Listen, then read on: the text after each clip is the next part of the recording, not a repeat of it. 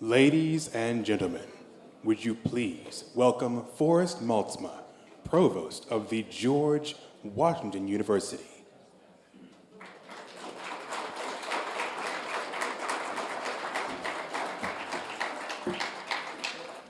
Thank you. I am absolutely thrilled to be here. I am both the provost of the George Washington University. I am also a political scientist.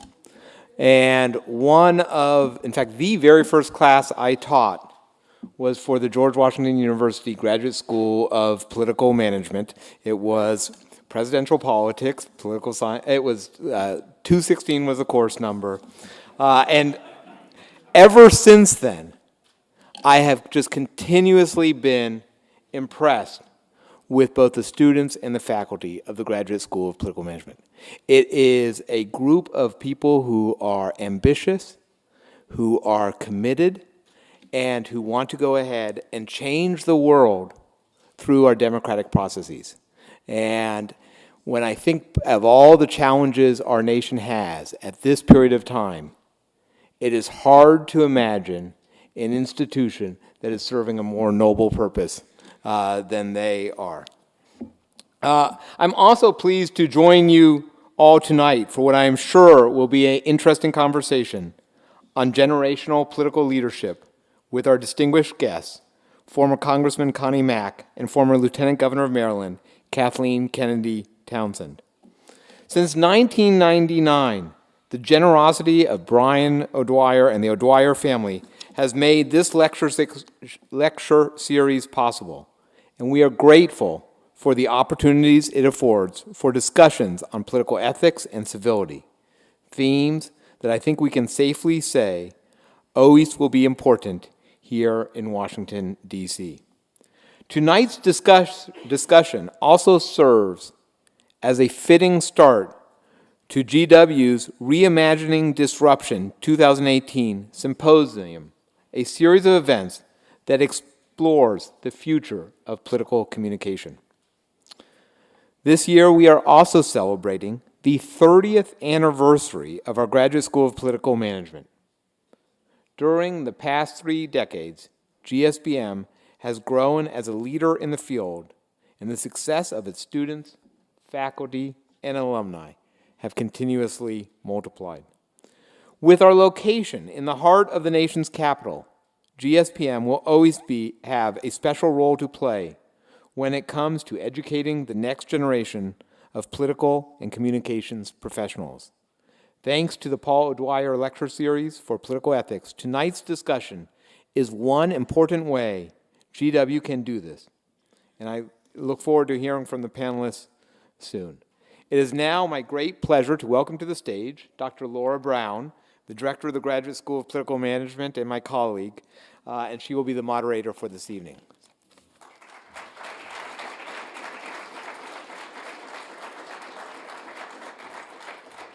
So, welcome everyone. It's wonderful to be here this evening. I'm excited that we are kicking off the Reimagining Disruption Conference tonight. We have an extraordinary program, and I'm so very privileged to be here with the company that is in this room. If you don't know, there is our founding dean, Chris Arterton, here with us tonight. So thank you for creating the school, having the vision to bring it to Washington, and ensuring that we had such stalwart support of board members like Brian O'Dwyer, who named this lecture series in honor of his father, who was a New York City councilman and also became president of the council. It is really a testament to what we are about, and what that means is dedicating your life and thinking about the commitment you bring to the world of politics and public service. As a political scientist, I say often that politics is defined as the process by which we resolve conflict nonviolently. It is why, as a political scientist, we usually say that when politics fail, war ensues. So that is something to think deeply about in this time when politics as a word is thought of as something horrible, It's almost branded as though that means corruption and sort of discord. And why we're really here tonight is to have a conversation about what it means for families who see politics in one way or another and the public service that attends it as the family business, that it is something that children grow up with, it is something that is discussed at the dinner table, it is known and a part of your life in your earliest memories. And I think this is where this lecture tonight was so appropriate to have this conversation, because Brian O'Dwyer, who is here with us tonight, we're very privileged to have him here. He's an attorney in New York, and he's going to take a few moments to speak a little bit about his father. But before he does that, let me just tell you a little bit about him. He has spent his life working as an attorney, working on issues of immigration rights and labor relations. He's done commercial litigation. He served as a counsel to the Department of Community Affairs of the Commonwealth of Puerto Rico. In fact, he's even been cited on behalf of the people of Puerto Rico, as well as the governor, for his efforts with them. He has served as counsel to the Benefit Fund of the Newspaper Guild, so helping to ensure that newspapers have their ability to print and be there with the truth when we need it. He has also served on many, many boards and given his time and energy to a variety of different projects. He's worked with the Teamsters, with the New York District Council of Carpenters, with SEIU. He's also served on the board of the Charles Lawrence Keith and Clara Miller Foundation, and he was appointed on the President's Commission on White House Fellowships by President Clinton. And he was awarded the Director's Citation for exemplary public service. So he himself is somebody who exemplifies what it means to commit to politics and public service, to give your life to sacrificing to try to make our world a little bit better. And that's something that I think our students do, and I can say that I'm delighted to also say he's an alumnus of GW and represents very much the best of the traditions that go with this university. So I'd like to welcome to the stage Brian to speak a little bit about his father, Paul.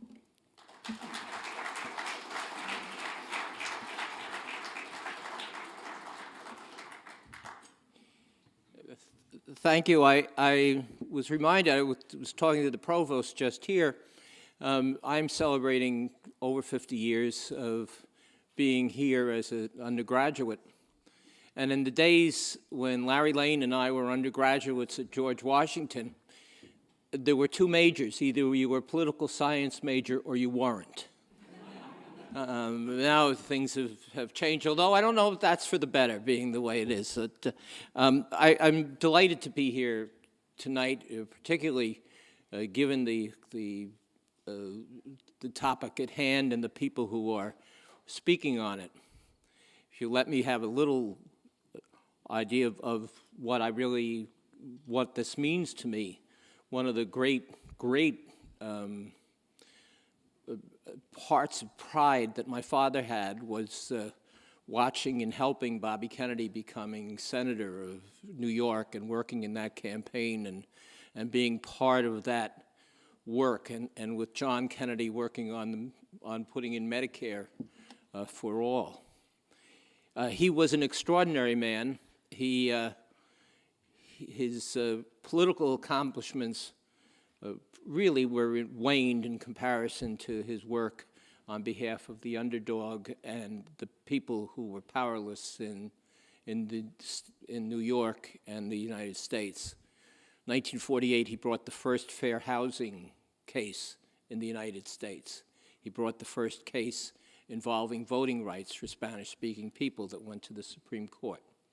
He was always committed to civil rights. One of the great memories that I have was marching with him in Mississippi to bring about the integration of the Mississippi Law School with James Meredith. There was not a day that went by that he did not get up in the morning and decide that he must do good for that day. And it is his spirit that this lecture series was founded with these two extraordinary people you have here today. That spirit of pride, of accomplishment, and an ability to look to the common weal on a daily basis. Again, that politics is not a dirty word, but is an example of how we use the political system to make people's lives better. So I am delighted to be here tonight. I thank Laura and I thank GW for a number of things. Among that is, as an undergraduate, giving me the capacity to dream, and as a graduate, giving me the tools to fulfill those dreams. Thank you very much.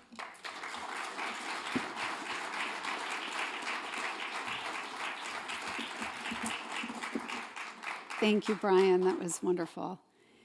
And before I introduce our speakers, I just want to pause for a moment and say thank you as well to my extraordinary staff who managed to bring this all together and work with the university to do this. They have been tireless in their efforts. For those of you who are not aware, we are live streaming tonight, so this is going out all over the airwaves, so to speak, and will be able to be heard in perpetuity, which is just wonderful. And we've been working very hard on this conference, and so I really just thank them for all the work that they did. It's been a tremendous effort, and I'm really excited about the next day and a half that we have.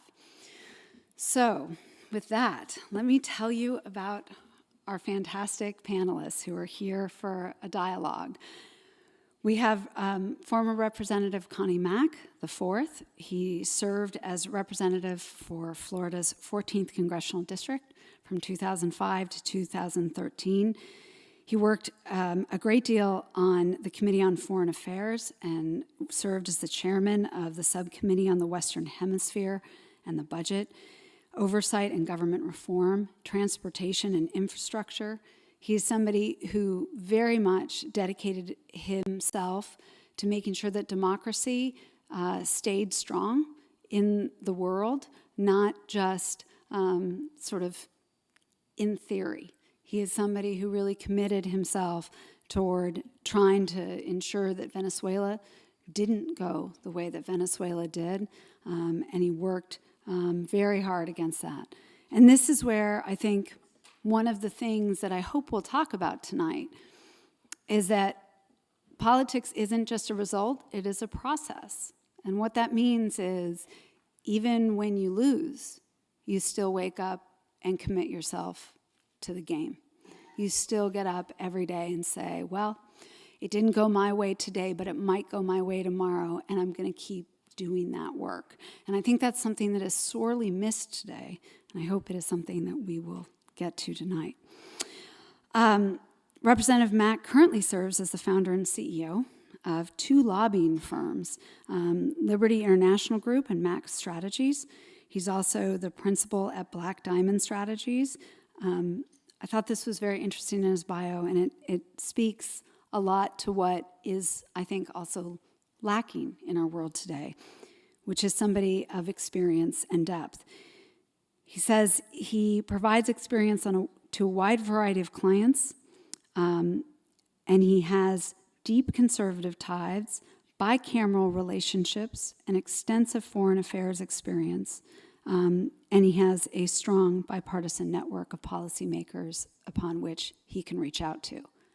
That tells you that he's somebody who actually did politics right, because he has the experience to show that he did it well. And I think it's also true that you may have seen him on many media outlets. He has been a frequent commentator on all of your favorite cable channels. And before serving in the House, he did serve in the Florida House of Representatives, and he is from Florida and a graduate of the University of Florida. So please, Representative Mack, come join us on stage. Thank you. So then we have our Lieutenant Governor of Maryland, our former Lieutenant Governor, Kathleen Kennedy Townsend, who we're also very proud to say is a GW parent. Her daughter is currently attending the medical school at the moment and is set to graduate in about a year. So we're excited to have her here tonight. Go Colonials. And Kathleen Kennedy Townsend has quite a distinguished experience and track record herself. She, for the last decade, has been working in the private sector. She's been serving as the managing director at the Rock Creek Group, leading a respected global investment and advisory firm. She provides investors with solutions to achieve their return and risk objectives. And I would say that that's not too easy in today's world. Political risk is one of the hardest, most challenging areas to actually weigh in with an opinion upon. She's also the founder of the Center of Research Initiatives at Georgetown University, and she has served as a professor there. She was appointed the chair of the governor's Retirement Security Task Force for the state of Maryland, and obviously you may remember when she was the state of Maryland's first lieutenant governor. She served from 1995 to 2001, and she was in charge of a multi-million-dollar budget and saw the oversight of all of the cabinet departments, including economic development and transportation, state police, public safety, correction, and juvenile justice. Prior to being Lieutenant Governor of Maryland, she served as the Deputy Assistant Attorney General of the United States.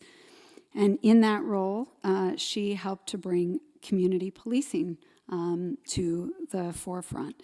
There was 100,000 community police officers who were put into the community during, if I recall, that was the Clinton administration, right? No? So, okay. Look at that.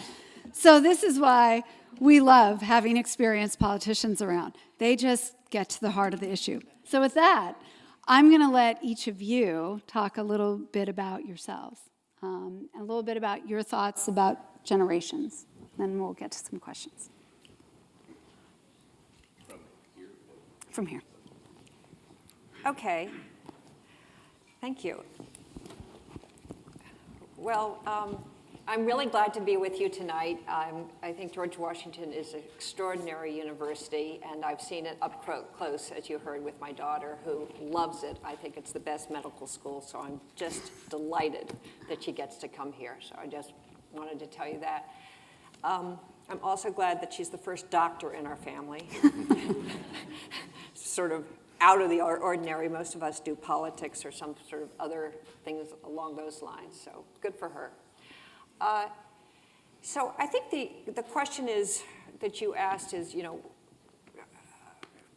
generations of families in politics. And you may have heard my family has been in politics.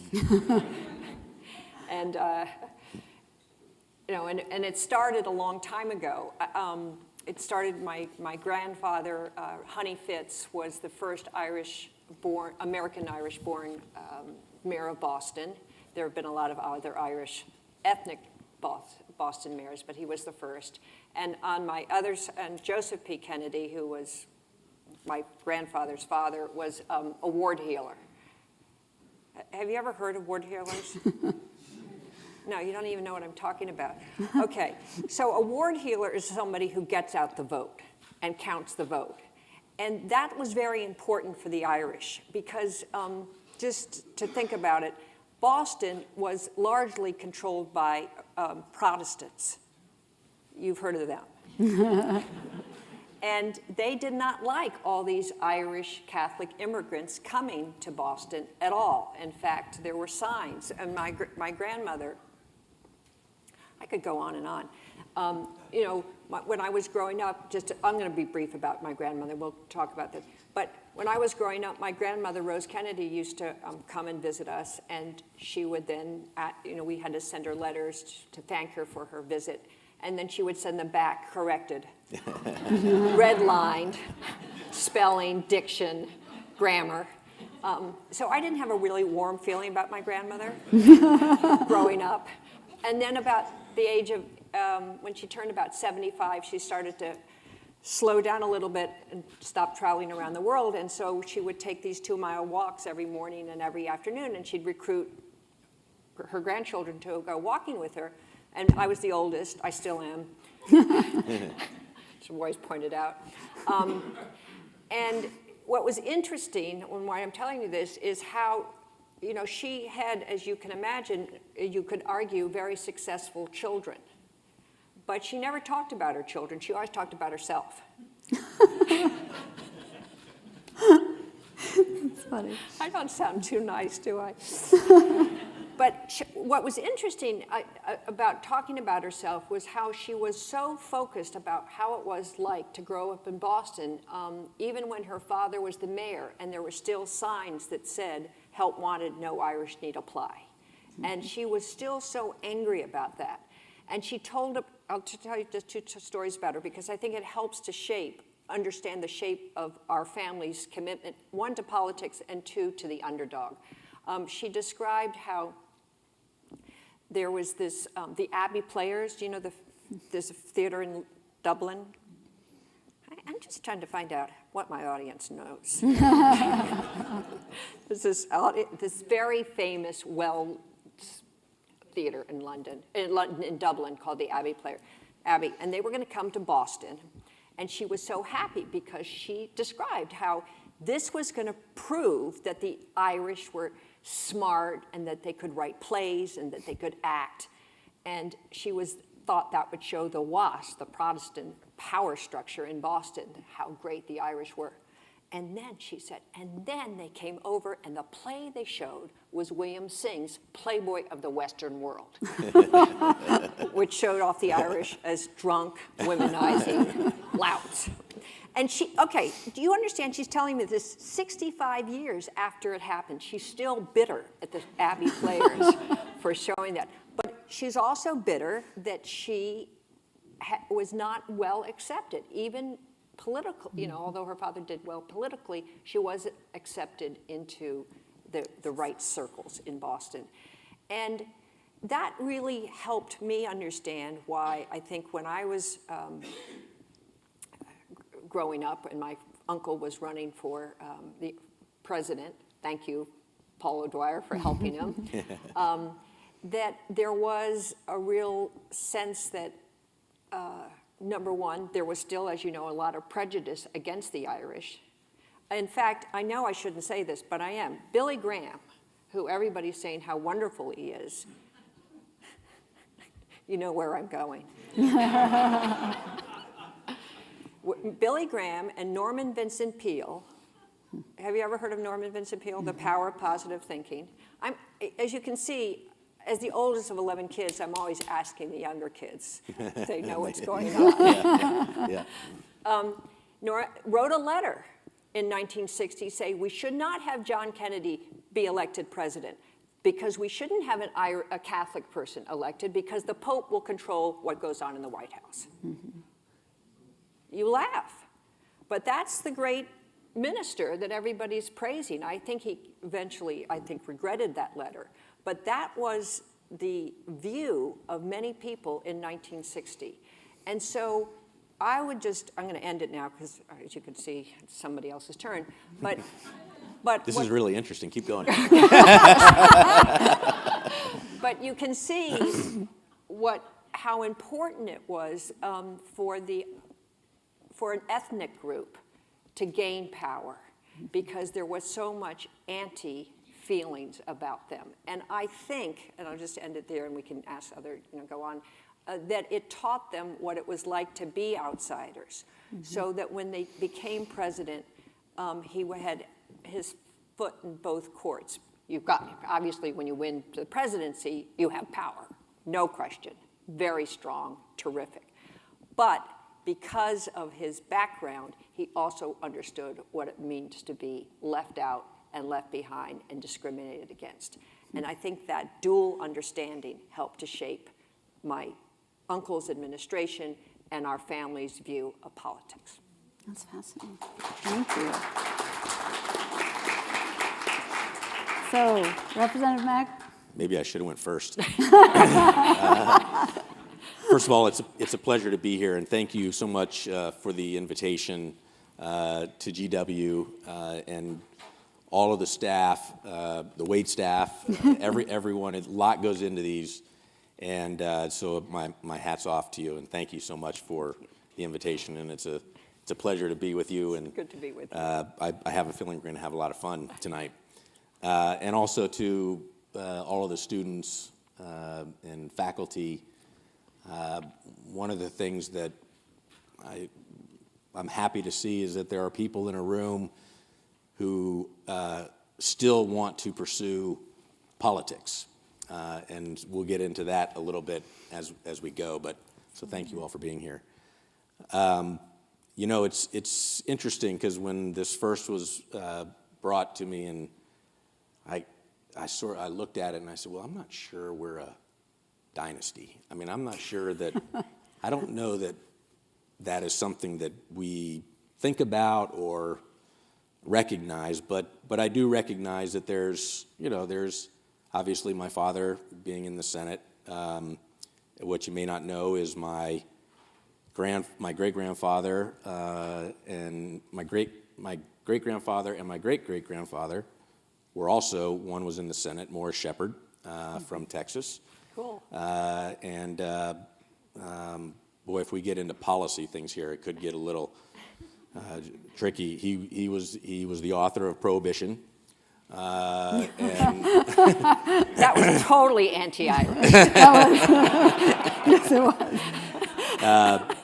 and then there's his father was a member of Congress.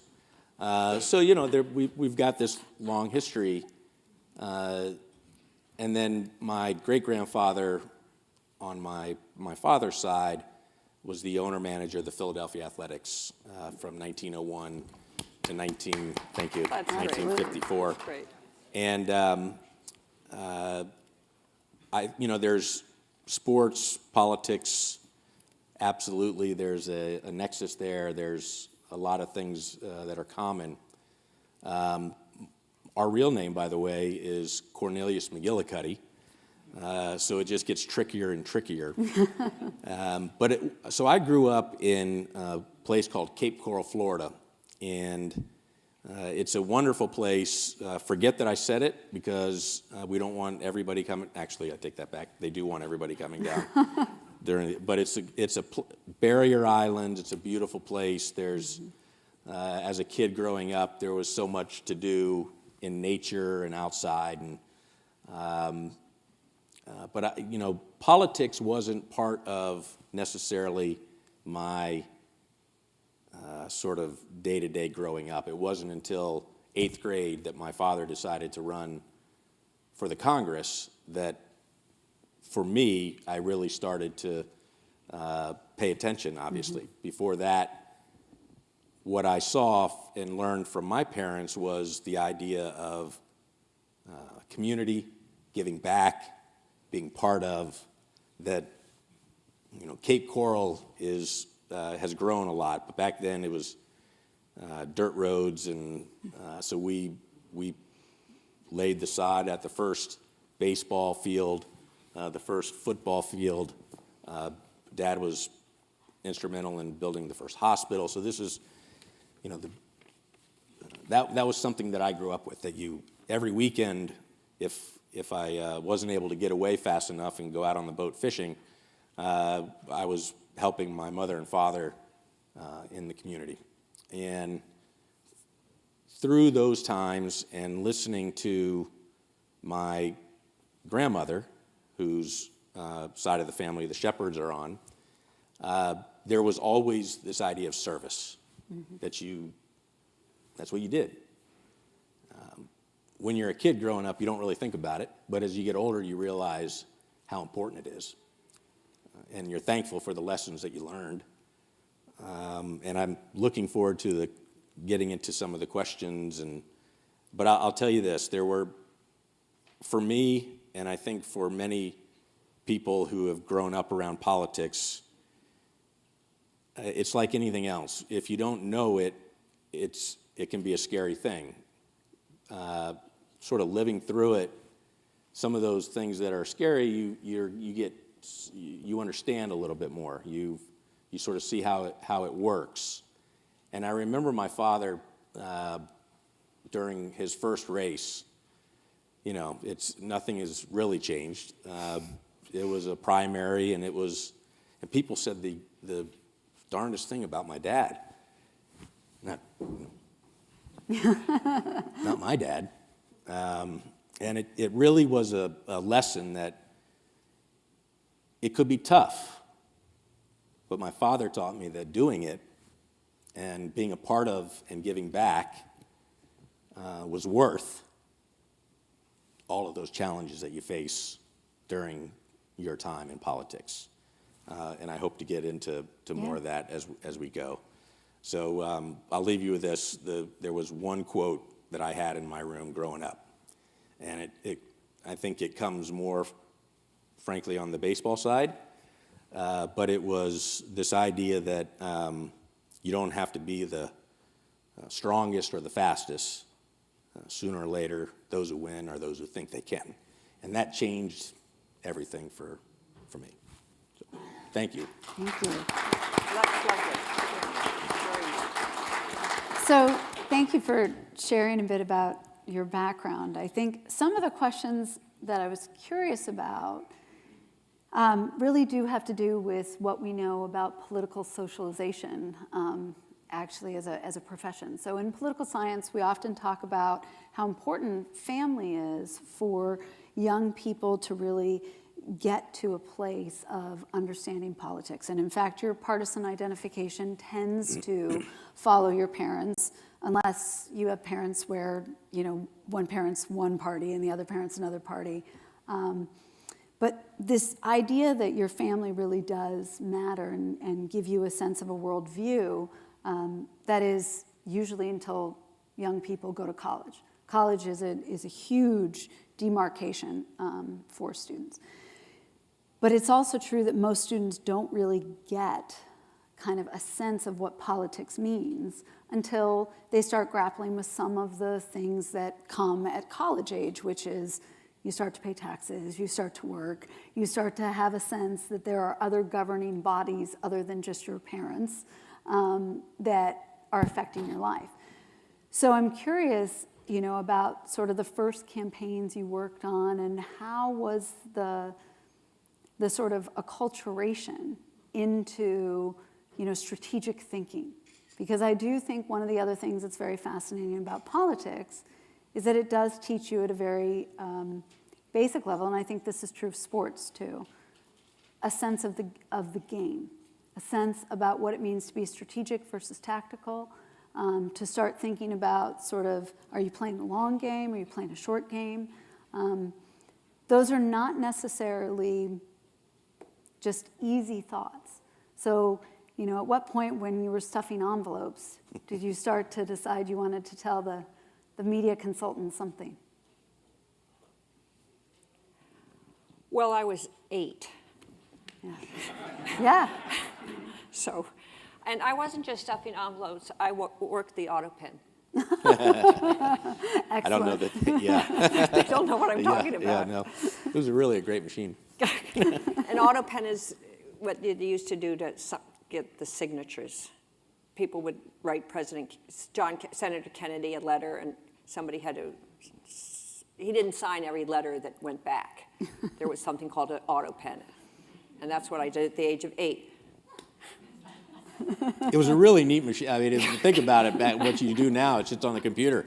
But to get the signature, you had to put your arm in this contraption, and it cut this template out as you signed your name. Thank you. And it was this huge machine. I mean, it was quite impressive. Thank you. So you felt very powerful, I imagine, signing this name. I did powerful. Yes, I felt powerful. So that's one of the things I did in the 60 campaign. I also went to a number of, events. My family, again, believed that it was very important to reach out to women. And so they had what is called a series of tea parties in which they would specially say, we want to to have women come to these events. And I think it's really one of the first of any campaigns that specifically targeted women as part of the effort to win the campaign. In fact, they used this same tactic in 1952 when my uncle, President John Kennedy, ran against Henry Cabot Lodge. And at the end of the campaign, it was a Republican sweep that year, 1952. Senator Lodge was an incumbent senator. His father had been the senator, and Jack Kennedy was, nobody could believe that he could possibly win. In fact, the governor, who was a Democrat, wouldn't have anything to do with him because he thought he would be brought down by association with Jack Kennedy. But at the end, it was these tea parties, these women, that won. And Henry Cabot Lodge said he was drowned in tea. So it was sort of perfect. And I think it was, and I just want to say something about bipartisanship after that. After that happened, you could imagine that they would not get along. But because the politics was at a different time, every Saturday, the Kennedys and the Lodges would play touch football. And we had a trophy. And you could see which Saturday we won because every Saturday it was lined. The Kennedys won one Saturday, most Saturdays. I'm really making that up. But, and the Lodges would win. But if you can imagine defeating them in 1952, but all through the 50s, every Saturday. And we were living in Georgetown. We'd have That's great. the football games right there. That's So for me, I go back to, I'm in 8th grade. I don't know, I'm sure like everyone else, you're in 8th grade, you're still just trying to figure out what all kinds of things mean and what the next step is, and so excited about going to high school. And I think at the time, the biggest thing I wanted to be able to do was drive it to high school, So I wasn't necessarily paying a lot of attention. But what I did notice is, every, the campaign headquarters was our house. And there were always people coming and going. But there was this one guy that came, and when he came, it got serious. And he was a political consultant. And so, polling and starting to see these things. Now, I didn't sit at the table and, wanting to pick through the numbers with them, but I would hear, and I would sit sometimes, and they would ask me, what do you think? Not so much, they wanted to get a feeling from someone who wasn't really paying attention like they were about how others might feel. And they did this with my mother, too. She was at the table, but you could always count on my mother to give you one of those answers that, the consultants and the pros just would miss. And, it was like, for her, it was so simple and so easy to see. So I'd say, for me, it went from sort of on the outside to wanting to be part of knocking on doors. I thought that was fun. People getting together and knocking on doors, and because there was always something crazy that happened, and so most people don't like it when you just knock on their door. So they open it, and you try to get your name, they slam it, and there's dogs barking, and so it was all it was like something's always interesting with this. So that was my sort of the beginning for me. There was not a lot for me at that age on policy or where how I might feel about different issues, but it was very much a part of. I can remember these debates, and the political consultant would say, "This is what people are thinking," and his little control group would say, "Well, this is what we're," and my father would, when they'd get into it, he'd slam his hand on the table and says, "What's the right thing to do?" we need a little more of that these days. That's true. Excuse me, sorry. It was a powerful moment for me to be around this sort of power structure and to have someone say, what's the right thing to do? So that was the beginning for me of going, this is important. It's something that we all need to participate in. I remember my father giving a speech and saying that he would, this is when he, after he retired, or his announcement, he said that politics was an honorable profession where men and women, good men and women, need to get involved and would encourage anybody to participate. And I was standing behind him on the courthouse steps, and I was like, I wonder if that, that means me. And I can tell you the story about that later. But so that was my introduction to something more than just knocking on the doors, but being around and watching the pros and then watching the candidate and my mother sort of say, what's the right thing to do? Yeah, I mean, and that's a really sort of perfect lead-in to my next question is, when did you get bitten by the bug? Because I do think that for most people who, serve in office, run for office, spend their life around politics, there is a side where we all joke about being political junkies, but there is something true about that politics is sort of limitlessly fascinating, even when it's not personally affecting you.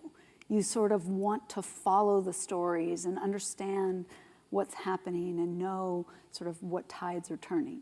So I'm curious, when did you get kind of bitten by the bug and decide, all right, it's time for me to step in. It's time for me to do something.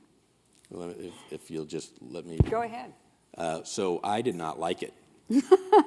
I didn't like the way, all the attacking and all of the, it wasn't, most of my younger life, people would say, oh, you're going to run. No. That, I would look for my own way to try to participate and give back, but I wasn't, I'm sure many of you here, when you think about politics, you have a vision and you have an idea. Obviously, you're part of the program, and so you have an interest. But everyone gets to the point where they say something like, "Oh, but with my background," or something, like that. And so to watch some of this unfold was not something I was really interested in. But then when I was at the University